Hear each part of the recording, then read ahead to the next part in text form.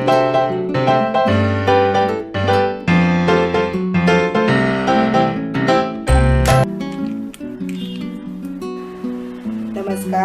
रुचकर मीना चॅनलवर तुमचं सगळ्यांचं स्वागत आहे। पूजेसाठी आपण सत्यनारायण देवाची तस्वीर घेतलेली आहे। इथे बाळकृष्णाची मूर्त घेतली आहे आणि शंख घेतलेला आहे। इथे आपण पूजेसाठी सगळी सामुग्री काढलेली आहे। इथे तेल घेतलेलं आहे पूजेसाठी। तर पूजेला दिवा लावण्यासाठी शक्यतो तिळाचं तेल घ्यावं।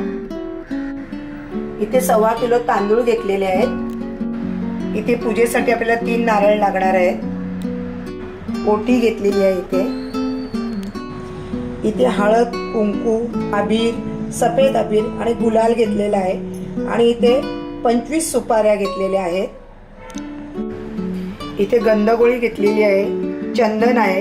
चंदन आपण सानेवर उघळून घेणार आहोत। इथे सुतगुंडी घेतलेली आहे, जाणवा आहे आणि एक सुतळ गुंडी घेतलेली आहे। इथे हा सुतळ गुंडीला पहिला केळीचे खांब बांधायचे आहेत। इथे मी माचीस घेतलेली आहे।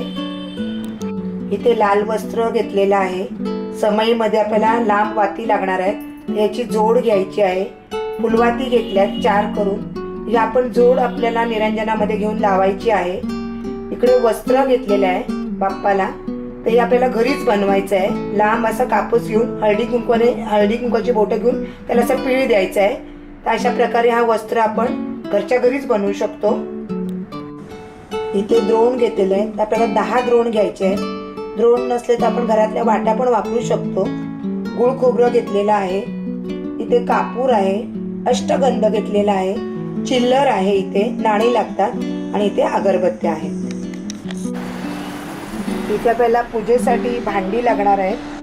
इथे आपल्याला समई लागणार आहे पूजेसाठी, ती आपण इथे घेतलेली आहे। एक आपण तेलाचा दिवा बनवणार आहोत आणि आपल्याला एक तुपाचा दिवा बनवायला लागणार आहे।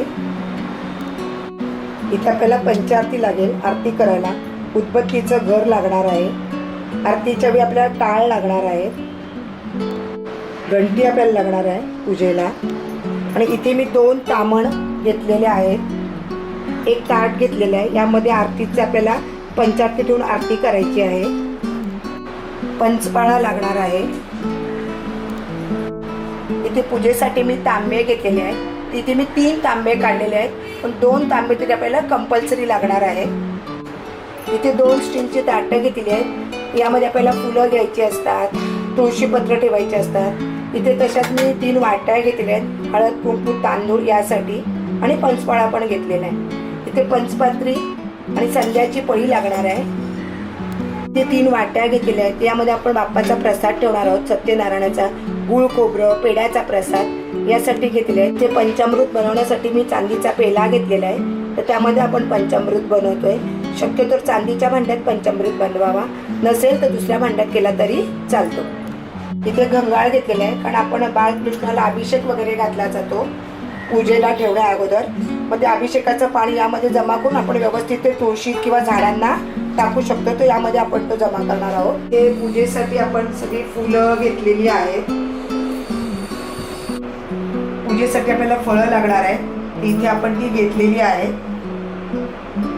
इथे निशिगंधाची फुलं घेतलेली आहेत, ती मस्त दांड्यासकट मला मिळालेली आहेत। तर ते मकर सजवायला फार अशी छान उपयोगाला येणार आहेत मला। गुलाबाची पण फुलं इथे आपण आणलेली आहेत बाप्पासाठी। लिलीची फुलं आहेत, हे गजरे आहेत, ते छान असे मकर सजवण्यासाठी आपल्याला उपयोगाला येणार आहे। पूजेसाठी आपल्याला तुळस लागते, तर ती इथे आपण घेतलेली आहे आणि विष्णूला तुळस फार आवडते। इथे केळीचे खांब घेतलेले आहे, तर पूजेसाठी आपल्याला मकर लागणार आहे। ते चौरंगाला छान केळीचे खांब बांधून छान असं आपल्याला मकर बनवायचं आहे। इथे झेंडूची फुलं आहेत, तर ती आपण आपल्या दरवाजाला हार बनवतो तेव्हा झेंडूच्या फुलांचा आपण हार बनवणार आहोत। त्यासाठी इथे मिक्स फुलं घेतलेली आहेत। इथे पण कागडा त्याची फुलं आहेत, यापासून पण हार बनवणार आहोत आणि पूजेला पण आपल्याला वाहण्यासाठी होतील। सुंदर वास असणारी आणि मनमोहक करणारी अशी चाफ्याची फुले इथे आपण बाप्पासाठी घेतलेली आहेत। आता फुलं जास्त प्रमाणात आहेत, कारण आपण लागणारे हार सगळे इथे घरीच बनवणार आहोत। पूजेसाठी, आपल्या घरातले इष्टदेव आहेत, आपल्याकडे तस्बिरी असतात, त्यासाठी सगळे हार आपण घरीच बनवणार आहोत. दरवाजाला हार लागणार आहे आपल्याला. इथे झिपरी आहे, हार बनवताना हिचा आपण वापर करणार आहोत. इथे वेणी घेतलेली आहे, दुर्वा आहे, बेल आहे आणि विड्याची 30 पान आहे. आंब्याचे डहाळे इथे घेतलेले आहेत आपण. आपल्याला पूजेसाठी चौरंग लागणार आहे आणि 2 पाट लागणार आहे आणि गुरुजींना बसण्यासाठी आसन लागेल, तर ते आपण घेतलेलं आहे. आणि आपला मकर मस्त तयार झालेला आहे पूजेचा.